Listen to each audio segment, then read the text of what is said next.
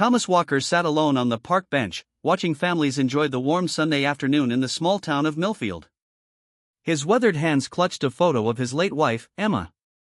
3 months had passed since she lost her battle with illness, but the emptiness in his cottage felt as fresh as yesterday. Each morning followed the same routine: wake up reaching for someone who wasn't there, make tea for one instead of two, and talk to Emma's photo as if she might answer back. The neighbors had stopped bringing casseroles and offering help. Life had moved on for everyone except Thomas. Today marked the first time he'd ventured beyond his garden in weeks. His daughter Jane had insisted, practically pushing him out the door during her weekly visit. "Dad, you need fresh air," she had said. "Mom wouldn't want you wasting away inside." Thomas knew she was right, but that didn't make it easier. Everything in Millfield reminded him of Emma: the bakery where they bought Sunday treats, the cinema where they had their first date 60 years ago, and this very park where they walked every evening before her illness took hold. He watched a young couple push a pram along the path, looking tired but happy. An older man threw a ball for his enthusiastic dog. Children squealed with delight on the swings. Life continuing all around him, while his head stopped. "Excuse me, is this seat taken?" a gentle voice asked.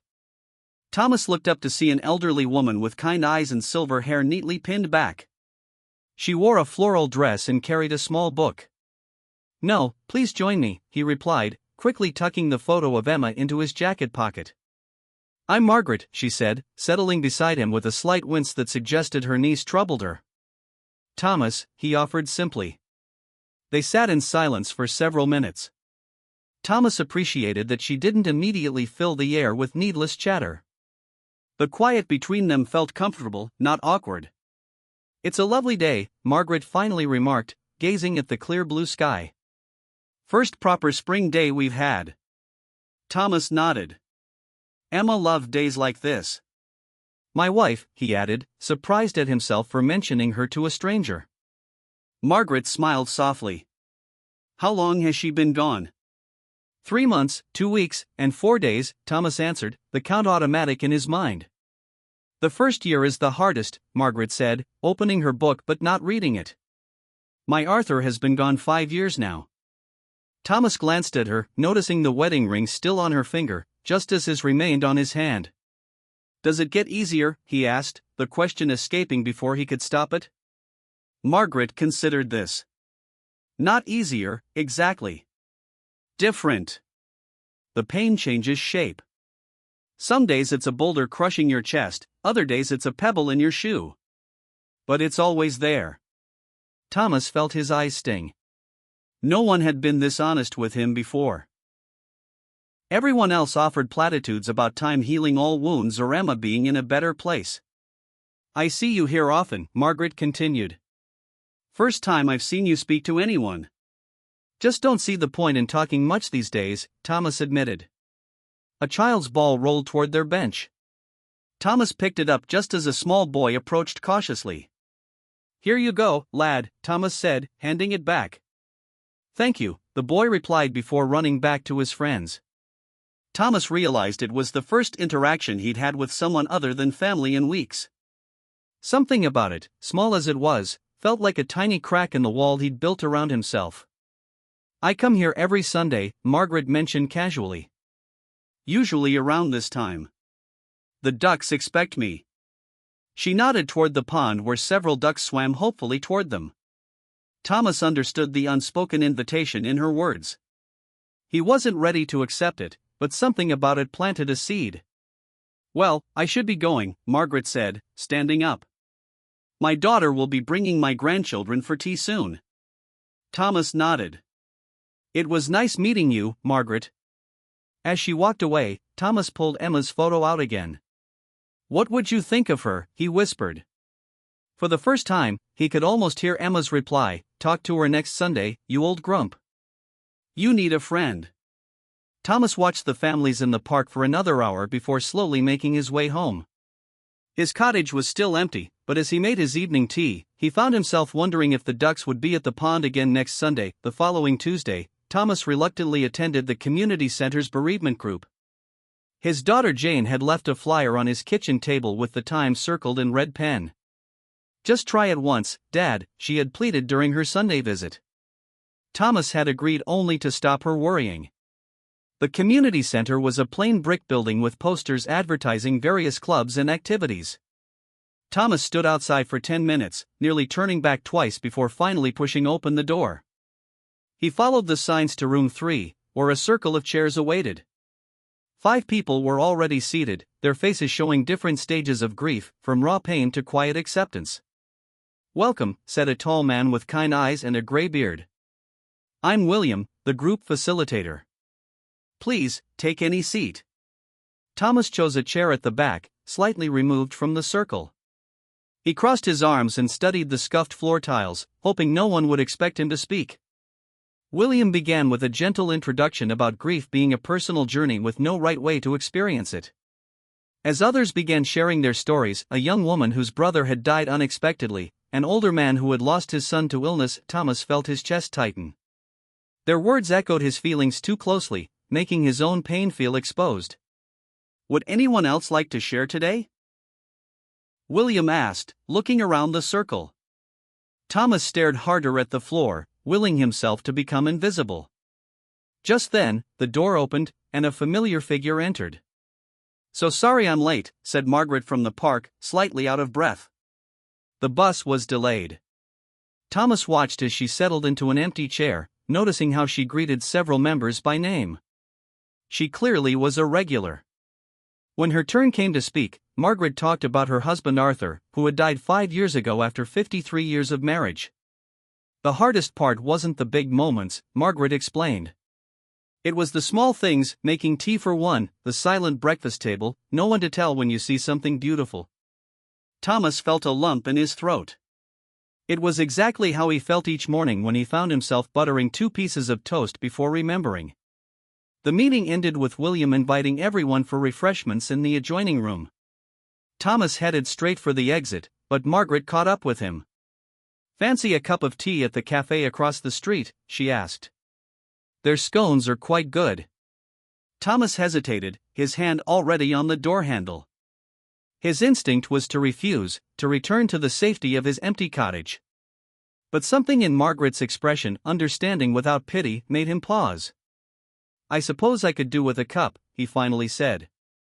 The cafe was small and quiet, with checkered tablecloths and old photographs of Millfield on the walls. They found a table by the window, and Margaret ordered tea and scones for both of them. "First meeting is always the hardest," she said, stirring sugar into her tea. "I didn't say a word for my first 3 sessions." Thomas looked up, surprised. "You seemed so comfortable there." Margaret smiled. "Took me months to share anything meaningful. Grief takes its own time." The tea was hot and strong, exactly how Thomas liked it. He found himself talking more than he had in months, sharing how he and Emma had met at a dance in 1965, how she could grow anything in their garden, how she always sang off-key while cooking. "She sounds wonderful," Margaret said genuinely. "She was," Thomas replied, then added, "Arthur?" Margaret's eyes brightened. "A proper grump to everyone but me. Loved train spotting and crossword puzzles. Could fix anything with a bit of wire and determination." For the first time in months, Thomas felt the weight on his chest lighten slightly. Speaking Emma's name aloud to someone who understood, who didn't change the subject or offer empty phrases, felt like opening a window in a stuffy room. As they finished their tea, Margaret mentioned the community garden she helped tend. "You should come by sometime. Working with soil is good for the soul," Emma's garden-loving spirit would approve. Thomas made no promises, but as he walked home, he noticed things he had been blind to for months. New spring flowers in front gardens, the smell of fresh bread from the bakery, the sound of children playing in the distance. That night, he placed Emma's photo on his bedside table instead of clutching it as he slept. "I met someone who understands," he told her. "Not like that," he added quickly to the smiling face in the frame. "Just someone who knows what this feels like." For the first time since Emma's passing, Thomas fell asleep within minutes of his head touching the pillow. Weeks passed, and Thomas began helping at the community garden Margaret tended. It started with a single visit, just to be polite. Then another because the fresh air felt good. By the 3rd week, he had his own set of gardening tools that Margaret helped him select from the hardware store. The garden sat behind the community center, a patchwork of raised beds and small plots where locals grew vegetables, herbs, and flowers. Thomas discovered that his fingers, once skilled at watchmaking before retirement, found new purpose in the soil. The precision required for delicate seedlings suited him. "You've got quite the green thumb," Margaret commented one Wednesday morning as Thomas carefully transplanted tomato seedlings. "Those plants are thriving under your care." "Emma always did the gardening," Thomas admitted, gently patting soil around a fragile stem. "Never thought I'd take to it." "She'd be surprised." "Or perhaps not," Margaret replied. "Sometimes we know our loved ones better than they know themselves." Thomas considered this as he worked. Emma had often suggested he try gardening with her, claiming he'd enjoy it once he gave it a chance. As usual, she had been right. Each morning in the garden brought small victories. Thomas learned to tell weeds from seedlings, to water deeply but not too often, to support plants as they grew toward the sun. These simple tasks anchored his days, giving them structure and purpose. He also found himself surrounded by people again. There was Margaret, of course, steady and kind. William from the bereavement group often stopped by. Several retirees tended plots nearby, sharing gardening tips and occasionally extra seedlings. Thomas wasn't much for conversation yet, but their presence felt less intrusive than it once had. One particularly warm afternoon, a young woman named Lucy brought her daughter, Olivia, to the garden. The child was small for her 8 years, with blonde pigtails and eyes that seemed too serious for her age. Thomas noticed she barely spoke, even when addressed directly. "Her father left 6 months ago," Lucy whispered to Margaret when Olivia wandered a few steps away. "Packed his things while we were grocery shopping. She's barely spoken since." The counselor suggested outdoor activities might help.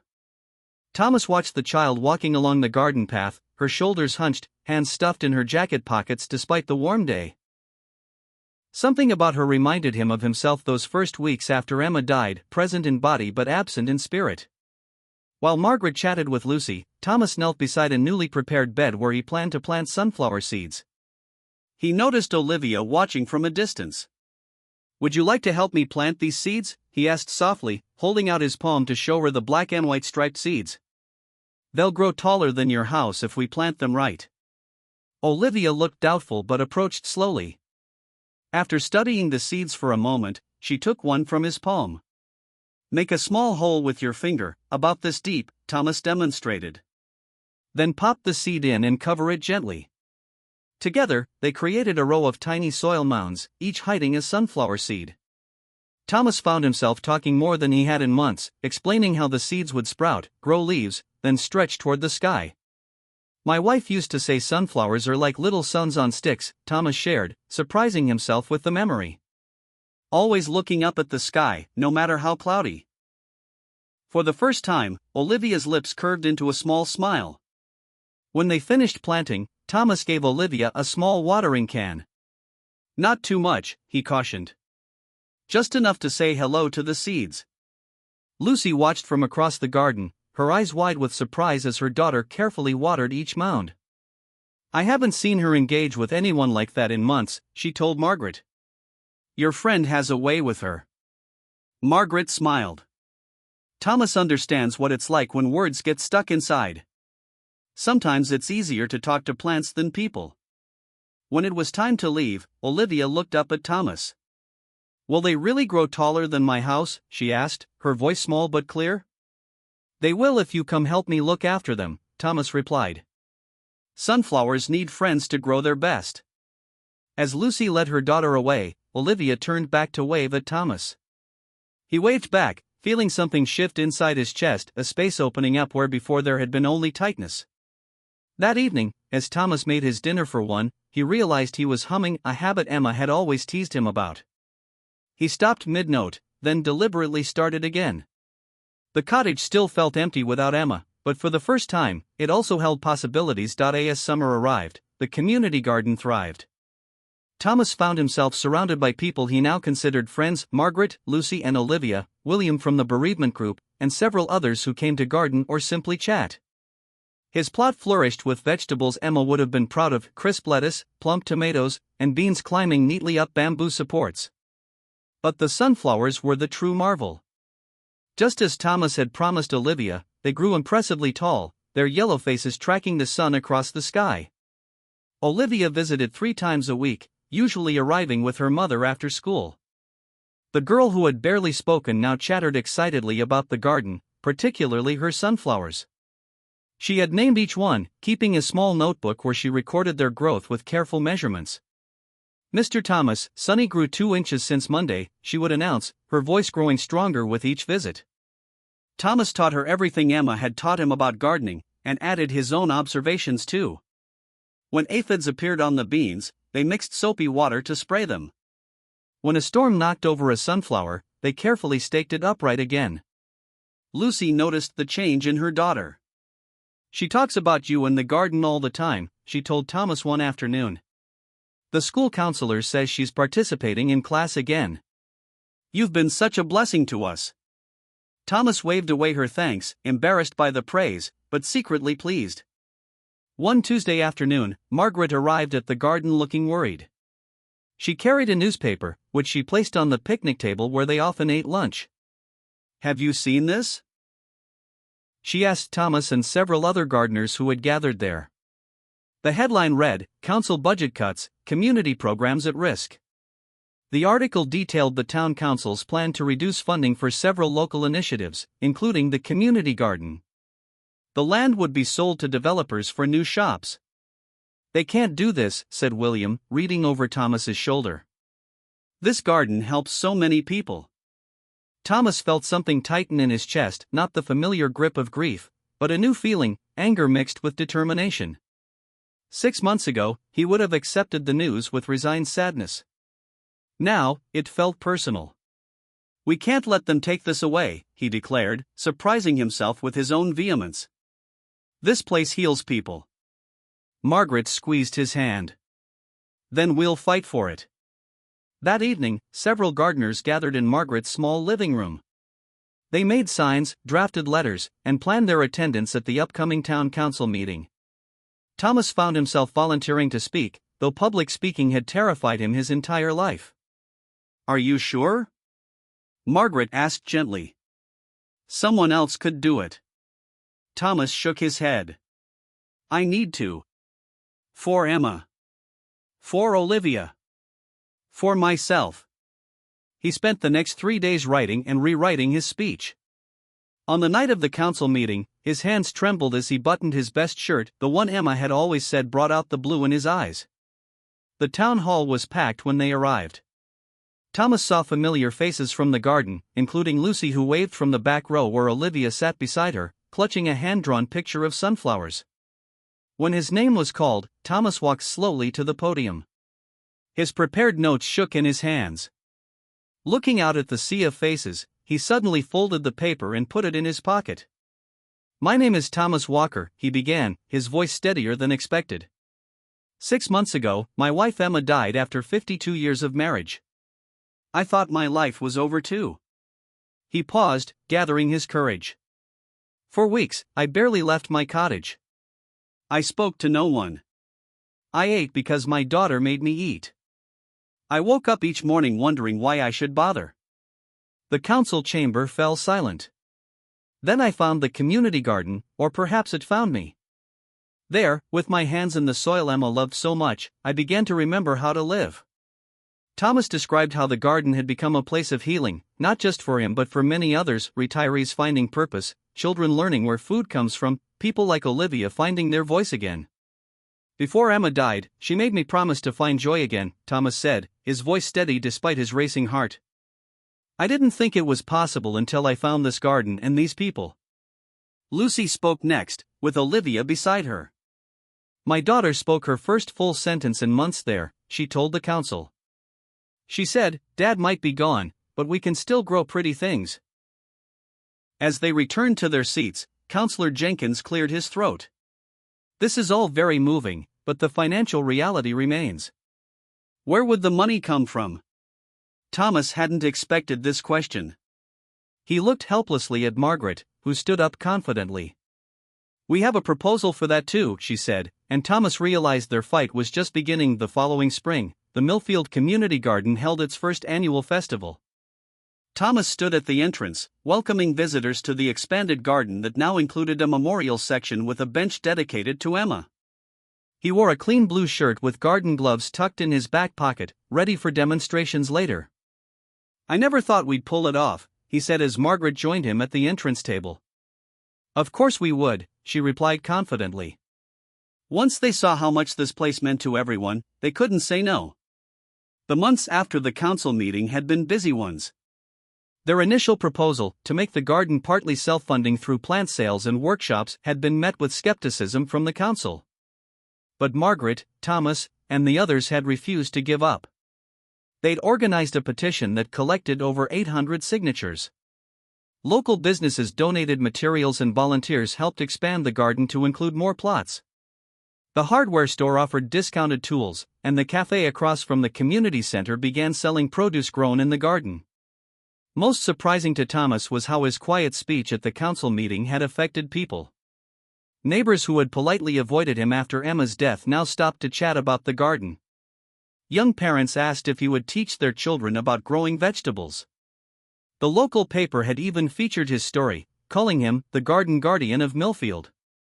She would have loved this, Margaret said, joining him as he watched children running between the raised beds, their faces bright with excitement. Thomas nodded. She would have been the first to volunteer for everything. The garden itself had never looked better. Spring flowers nodded in the breeze. The vegetable plots showed neat rows of green shoots. And in the center, a special circular bed contained last year's sunflower seeds, carefully saved by Olivia and replanted to create a sunflower house where children could play. Thomas watched as Olivia guided younger children through the paths, showing them where strawberries were forming under their leaves and how to identify friendly insects. The girl who rarely smiled now laughed freely, her pigtails bouncing as she ran. "Mr. Thomas! Come quick," she called, waving urgently. "The first sunflower is opening." Thomas excused himself and followed Olivia to the sunflower house, where indeed, the season's first bloom was unfurling its yellow petals. "Remember when we planted the first ones?" Olivia asked, her voice full of pride. "You said they'd grow taller than my house, and they did." "You took good care of them," Thomas replied. "That's why they grew so well." Lucy approached, carrying 2 cups of lemonade. "One for the gardener, one for the assistant gardener," she said, handing them to Thomas and Olivia. "Mom, can I show the little kids how to plant beans?" Olivia asked. Lucy nodded, and as Olivia ran off, she turned to Thomas. "She starts proper big school in September," she said. "They have a gardening club. She's already talking about teaching the other children what you taught her." Thomas felt a swell of pride. She'll be better than all of them. That evening, as lanterns illuminated the garden paths, Thomas stood before the gathered community. The initial discomfort of public speaking had faded with practice over the past months. "A year ago, I believed my life had ended along with my wife's," he began. "I was breathing but not living." He looked around at the faces lit by golden light, Margaret, his faithful friend, Lucy and Olivia, finding their way forward, William and all the others who had shared their stories of loss and renewal. "But then I learned that grief isn't just about what we've lost, it's also about what we do with what remains." Thomas gestured to the garden around them, now a tapestry of growing things and human connections. "We're like these gardens," he continued. "Sometimes life cuts us back to the ground, but with care and community, we can bloom again, perhaps differently, but no less beautifully." After his speech, Thomas sat alone for a moment on Emma's memorial bench. He touched the small brass plaque with her name. "You'd laugh to see me giving speeches and teaching children about plants," he said softly. "But I think you'd be pleased." A gentle breeze stirred the nearby flowers, and Thomas smiled, imagining it was Emma's response. As people began to leave, Thomas walked with Margaret toward the gate. Tomorrow he would be back to water the new seedlings and check on the sunflowers. Next week, a school group was coming for a tour. The month after, he would teach a workshop on growing vegetables in small spaces. His days were full again, not with grief, though it still visited sometimes, but with purpose, friendship, and unexpected joy found in helping things grow.